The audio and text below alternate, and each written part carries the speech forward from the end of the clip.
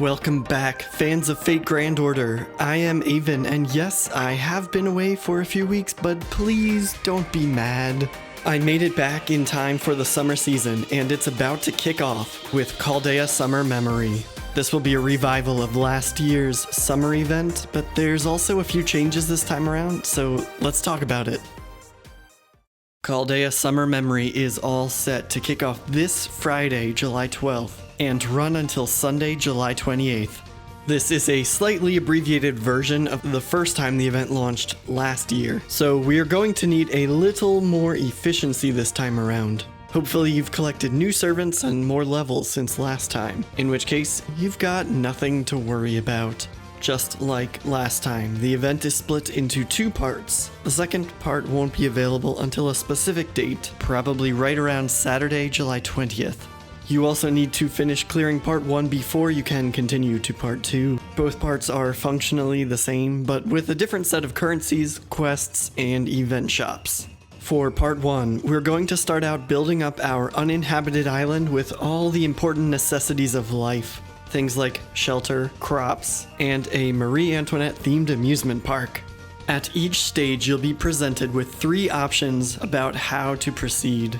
For instance, a wooden hut, stone hut, or the ever-practical iron hut. Different options will require different building materials, which can be farmed from the many free quests around the island. For part 1, we're talking about lumber, stone, iron, food, and water. But it's not just materials you have to consider, you'll also unlock different cutscenes depending on which option you build. If you want to get more face time with a certain servant, you might end up farming more of a certain material to keep them happy. Never fear though, after you finish building one option from each stage, you have the chance to erase them all and start over, just in case you really want to unlock all of those cutscenes. The tricky thing is, these same materials serve as the event shop currencies, so you'll have to weigh the cost of building certain structures against collecting the event craft essence and materials you want in the event shop. Thankfully, we get a little help in the form of daily shipwreck quests, which provide a large quantity of certain materials. These can only be cleared one time each, so make the most out of them. Speaking of which, if you're still worried about collecting materials, you probably want to optimize your craft essences as much as possible. The 5-star event CE Summertime Mistress will be available in the shop, and it's going to boost water and food drops by 1. Unfortunately, the shop only features 4 of these, so you'll have to hope for a lucky drop if you want to max limit break it. We also have 3 limited time CEs on the banner to help us out. 3-star Shiny Goddess will boost lumber drops by 1. 4-star Twilight Memory will boost stone drops by 1. And 5-star Pirate's Party will boost iron drops by 1. In addition to CEs, you're also going to get drop bonuses depending on which servants you bring. Just like the first Chaldea Summer Memory, every single servant will boost one specific drop, but unlike last time, we don't get as much of a mix as before. For this rerun, the boost is based on servant class. This makes farming a bit trickier than last time since you're stuck using specific classes for optimal drops. I want to talk about this some more, but rather than derailing this video, I'm going to post that separately, so be on the lookout for a farming guide soon.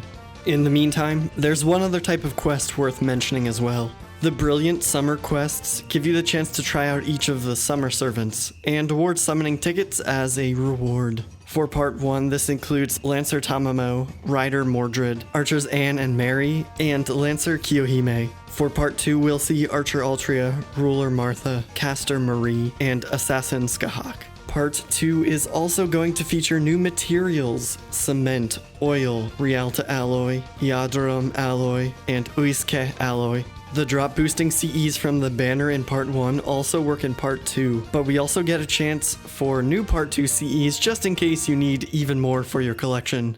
The event CE is Chaldea Lifesavers, and it's going to boost drops for oil and cement. Luckily, all 5 copies are available in the shop because we don't have as much time to farm for random drops in the second half of the event. The banner for part 2 will feature 3-star Void's Shaved Ice to boost Rialta alloy drops, 4-star Meat Wars to boost Iadrum alloy drops, and Knights of Marines to boost Uiska alloy drops. The banners are also going to feature some very useful limited time summer servants. Tamamo Lancer in part 1 is a favorite of mine. Her single target NP with damage bonus against males makes quick work of many servants. Altria Archer in Part 2 is a fantastic way to spam NPs in quick succession, but personally I'm even more excited by the 4-star Ruler Martha. It might be because I have yet to take home a single Ruler class servant for myself, and I'm biased towards hand-to-hand fighters. But even ignoring those things, she is an awesome single target weapon against demonic, divine, and undead enemies. Best of all, there's even a free summer servant that won't cost you a bit of quartz or tickets. If this is your first time, or you weren't able to finish last time, you're going to want to pick up Assassin Scathach, one of the rare AoE assassins. She first joins your party on a temporary basis when you complete the final story quest in Part 1 of the event, and it's not until the end of Chapter 7 in the second part of the event that she joins permanently. Complete her brilliant summer quest to acquire the first Gaebolg replica, and complete the quests that unlock after that to acquire 3 more copies. During Part 2, you can exchange all 4 of these in the event shop for the last 4 copies of Scathach and bring her up to NP level 5. Just don't forget to purchase all 4 bell-ringing branches from the event shop in Part 1, because you'll need this ascension material to get her all the way to level 80. There's also going to be a special Brilliant Summer Mystic Code quest, just in case you haven't picked that one up yet. It's not as useful as some of the others, but the skills aren't bad. Party-wide quick buff, single target ignore invincibility buff, and a third skill that boosts a servant's NP gauge and restores some of their health as well. In addition to all of the returning goodies from last year, this event is also going to feature a couple of new things for us. The first one is a familiar idea, a new challenge quest for high-level masters to test their strength. The second one, though, is even more exciting. This event is going to bring the costume change mechanic to NA. For those who haven't seen this before, it's a chance to update the appearance of certain servants beyond the 3 normal outfits you unlock through Ascension. The first step requires you to earn a costume unlock permit for a specific servant. These are usually made available through specific events, and are often awarded for clearing the final quest of the event. In our case, we'll have the chance to receive the permit for the Swimsuit of Perpetual Summer version of Best Kohai Mosh.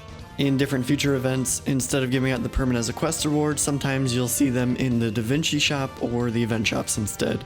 Inside Menu and Enhance, you'll find a new option underneath Palingenesis. This is where you'll be able to use the permit to unlock the new costume. Each one requires some materials though, similar to Ascension or enhancing a skill. It also requires you to have your servants at their final Ascension and maximum level. Once applied, you'll be able to switch back and forth between the new battle sprite and portrait in the Spirit Origin. Don't miss out on the quest for Mosh's permit during the event. It's not hard and could be completed by any master at any level. You won't be able to use it until Mosh reaches level 80, but that shouldn't stop you from snagging the permit now. Once you're ready, you're also going to need 5 shells, 5 crystals, 5 metals, and 5 feathers to finish the job.